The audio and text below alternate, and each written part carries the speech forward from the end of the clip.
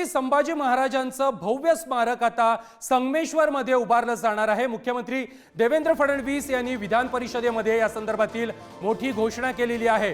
संगमेश्वरातील देसाई वाड्याच्या जागी आता शंभूराजांचं स्मारक होणार आहे। संगमेश्वरातील देसाई वाड्यामध्येच संभाजीराजेंना दगाबाजीनं अटक करण्यात आलेली होती आणि त्याच ठिकाणी आता भव्य दिव्य असं स्मारक उभारणार असल्याची घोषणा मुख्यमंत्री देवेंद्र फडणवीस यांनी आज केलेली आहे।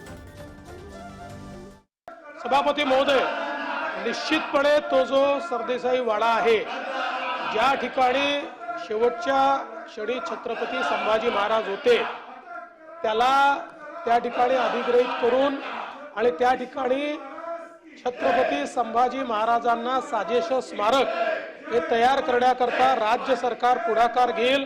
देश धर्म पर मिटने वाला शेर शिवा का छावा था, महापराक्रमी परम प्रतापी एक ही शंभू राजा था, अशा प्रकारच्या छत्रपती संभाजी महाराजांच्या या वाड्याच्या संदर्भात जी मागणी करण्यात आलेली आहे ती निश्चितपणे राज्य सरकार पूर्ण करेल, त्याच्यात पुढाकार घेईल आणि तिथे उचित अशा प्रकारचं स्मारक हे तयार करण्यात येईल।